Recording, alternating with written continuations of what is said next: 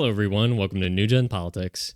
So, as the Trump Elon feud continues, people are wondering, what is this even about? And where is this going to go? And I'm sure most of you have heard the basic gist, which is that Elon wanted the Doge cut. Trump just doesn't seem to care that much, wants to push this bill through, get a win. Doesn't matter how much pork's in it or the fact that they don't really have any cuts. And that seems to be the main premise of the argument. But this is a long time coming. And I think the consequences are kind of building up and reflecting the mental states of both of them, which is that for a long time they've been feuding about different things. I mean, there was the whole H-1B thing that happened initially. There's been reports this entire campaign that Elon and Trump they kind of are asserting their dominance over each other. Like Elon will just walk into the Oval Office, which he's not supposed to do.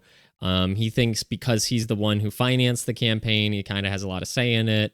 He thinks he kind of has captured the heart of the right, and Trump obviously still has the heart of the right as like their leader. So there's this kind of feuding between two egos that's been going on.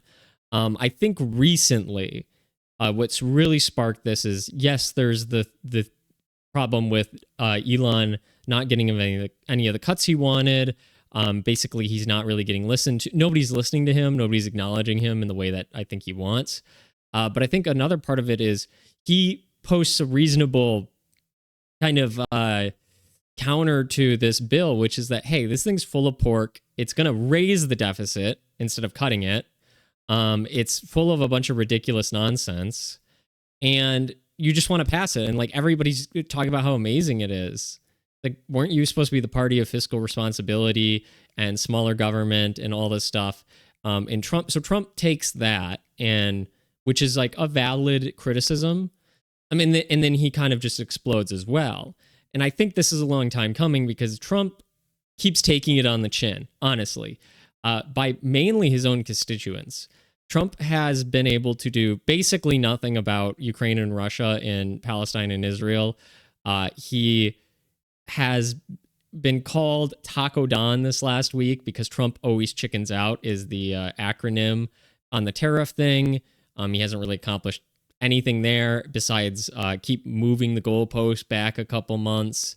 He didn't buy Greenland. He didn't buy Canada. He didn't buy Panama. There's really not like a whole lot of stuff he's done. He's also it's like 500 deportations a day, and he's trying to ramp that up to like 2,000 or something. But it's like, man, we're on track for like 1 million a year at the most, which is like there's probably 40 million people here, so he's getting flack for that. Now he's getting flack for the Palantir thing. Nobody likes that across the aisle. Like, let's bring in this literally evil corp as a company to come and harvest all Americans' data, and then use that to spy on them. And in their own words, they've used this in Europe to suppress ideologies and to, kind of manipulate people's minds and political agendas and also like elections. And it's like, man, Trump really is just opening the door for them. So all of that stuff, Trump is just getting absolutely flamed on constantly. And he goes on Twitter, I'm sure, because even you can see from this feud, is he's constantly online. You can see between their late night texts between each other via Twitter and Truth Social. Both of these guys are chronically online. So both of these guys are seeing the flack that they get every time they make a decision. And so Trump is already a guy who's not very happy with criticism, especially unwelcome criticism. All of this is unwelcome. All of this criticism is just saying like, hey, you're not doing what you said you would do. You're not serving the people. And so I think he's kind of just hit his breaking point. And Trump said that Elon is also at his breaking point, I'm sure, because he's been working hard, but also like he's stressed out because he's getting attacked constantly and he's running these companies that now are not that doing so great. And then Trump's talking about taking away his subsidies. So Elon seems to also be fraying at the seams. And then they just clash. And ultimately, I don't think anybody's benefiting from this. I don't think this is something that's going to be great for the American people, because I think they're just looking at it and they're like, this is dumb. Like, I understand Trump wants to win. I understand he wants to pass a bill. I understand there's good things in it. Like increasing the amount of money that's going to, finding illegal aliens, kicking them out of the country. I understand that there's good things. But at the same time, you are spending a ridiculous amount of money. All the hard work that Elon put into Doge, which it turns out, most of the wasteful spending, surprise, surprise, is in entitlements, which cost all our money in the military, which Trump's never going to touch those two. You just can't, because you'll never be reelected again. That's the problem with the democracy. If you try to do something effective that hurts people in the short term but helps them in the long term, they will just not vote for you. So you will never solve any real problem that doesn't involve just giving people free money, basically, because you're buying votes. That's the premise of a democracy, is you buy votes. So in a democracy, we're never fixing this problem. I can kind of understand that. So I kind of get Trump's just raise the deficit, I don't even care. But at the same time, Elon does all this hard work and Doge to find this stuff. You can cut the stuff we already found. That is ridiculous. It'll only save a couple billion, right? Maybe close to $1 trillion if you're pushing it, which is not enough, but it's something, right? So Elon works for 100 days, presents these documents, and then Trump takes them and looks at them dead in the face and says, "Thank you for your hard work," and then takes them and throws them in the trash and says, "Thanks for your hard work. Now, please leave. I'm going to do nothing with this." And so that's, I think, Elon's ego is bruised. Trump's ego is bruised by people upset with that. And fundamentally, I think at the crux of this, not the debate between them, but at this specific debate about the bill, the big, beautiful bill, all of this is a culmination of a problem that could be solved by solving the original problem. Like right now, we're arguing about whether we want to put a bunch of pork in this bill or raise the deficit or cut things or whatnot. And like, you have to either get on board with all of this crazy stuff, like even the AI, like we were not allowed to regulate AI for the next 10 years. And there's all this suspicious, weird pork stuff in there that some of the representatives came out and said, like Marjorie Taylor Greene, which this is insane, but I at least respect her for admitting this, that she's like, yeah, I just didn't read the bill. I didn't know there was that AI stuff in there. I wouldn't have voted for it. Somebody else did. I can't remember which rep came out and said that. And everybody was flaming them, which, like, rightfully so, you didn't read the bill. But at the same time, at least they admit it. Nobody reads this bill. It was like 1,100 something pages, like 1,160 or something page. No one's reading that bill. Because if you have to read the bill, there's basically 3 steps to understanding in legislation to be an effective legislator. And that's, 1, you have to read the bill, which none of them are doing. None of them are sitting down with a nice glass of wine by the fireplace and reading 1,000 pages of a legal document, which is basically as complicated as reading a textbook in a foreign language. You're not doing that. None of them are doing that because the bills are too long.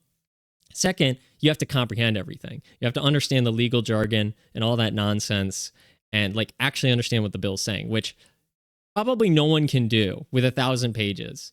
And then thirdly, even if you comprehend everything the bill is saying, you have to use your imagination and go a step further and say, how is this bill going to be subverted? What are the loopholes? You have to conceive of the loopholes in this dense, thick as a brick piece of legislation.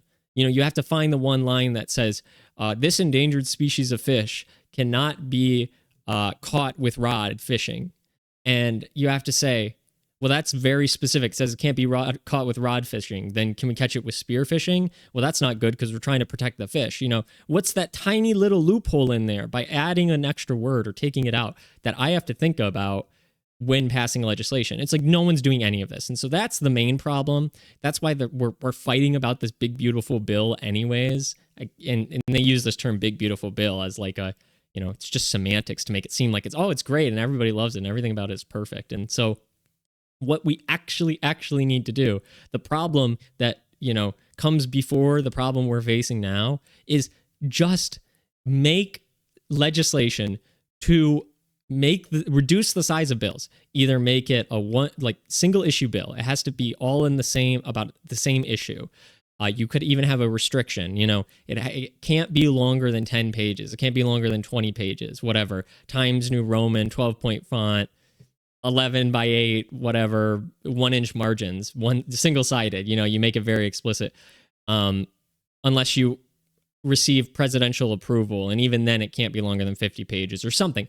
You want to do something, even line item veto, saying like we can take certain things and get rid of them specifically or whatnot, or we can debate about it, because even when we have this process, we're supposed to be able to debate these bills. No one's debating 1,000 pages. No one read it. They don't know how to debate it. They don't know how to think of the consequences of this.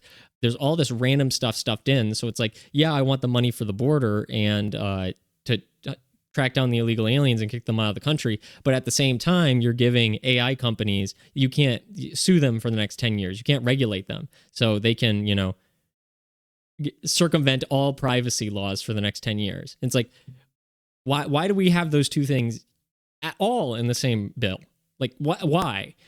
So this is one of those problems that it's like we're fighting about the wrong thing. If we actually wanted to pass something, like Trump just wants to get a win, I get it. But if you wanted a real win, if you wanted to start changing things and making legislation that matters and doing things effectively without having to like, yeah, 60% is good, 40% is terrible, and you got to live with that 40%. It's like, just make it individual bills. Just make it so everybody has to read it, then you can debate it, and then we actually talk about it, and then we can pass a thing if we like it, and if we don't, we cannot. We don't have to group it all together in one single bill and then just shove it through. And then you have this debate about, should we pass it or not? And the arguments are almost equally valid because there's almost equal good things to bad things in it. And so that's the problem, is whatever side you're on, you're probably right. It is reasonable because we're debating about the wrong thing. We're at the point where, the house is burned down and we're in a group arguing about, would we rather sleep in the cave or sleep on the ground? And we're about to kill each other over it. I'd rather sleep in the cave. I'd rather sleep on the ground. It's like, how about we build a new house? How about we go back to what the real problem is instead of fighting over the scraps and the stupid issues that have resulted by basically creating a system that's so bloated and disgusting that now we just fight about the dumbest, silliest things. Like, make it so we can actually fight about real issues, tackle them one by one. Maybe we can agree on that, because different people have different perspectives on what's important, what's the most important thing. And so that's why you're having the Republican Party tearing itself in half, because some people say like, well, I think privacy is more important than, tracking down the illegal aliens and the economic costs of that or whatever. And both points are valid. Like, those are both problems. But half the party says this is a bigger problem. The financial side, the raising the deficit, that's a bigger problem than any of the benefits that are coming from this bill, and vice versa. And they're both right. They're both problems, but you're trying to stack problems and you're trying to pin problems against each other and saying you can only pick one of them. Like, no, you take them one at a time and solve them one at a time. But we don't do that as a country. And then that's why we're at this point where people are making memes about the breakup between Elon and Trump, because this is the consequences of creating a system where fundamentally you stack your problems. You say you can only choose to solve one at a time, one or the other. You'll never be able to solve the other one because you're forced to take on that problem or make it worse by dealing with the problem A. You make problem B worse and vice versa. So I see this as like this. It's stupid. It's dumb. The debate is silly because I think both sides have a valid point and then at the same time are fighting about the wrong thing. Go and do something that actually matters. Make our process simpler. Make our process so it doesn't have to end this way, where we don't have to get to this point.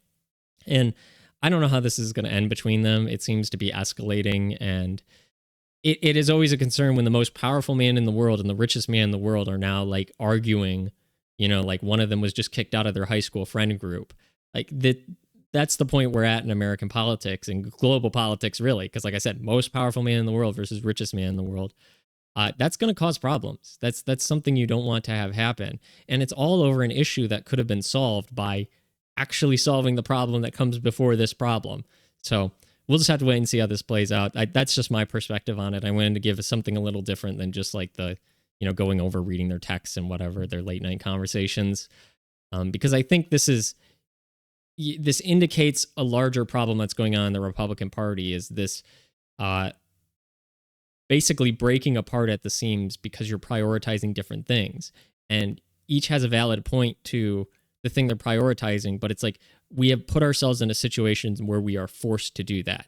And then in doing so, you get these massive egos on either side that are debating about things that we shouldn't even have to debate about, like this ridiculous bloated bill. So If you made it all the way through the video, I appreciate it. If you like the content, like, share, subscribe. Let me know what you think down in the comments below. And thank you for watching.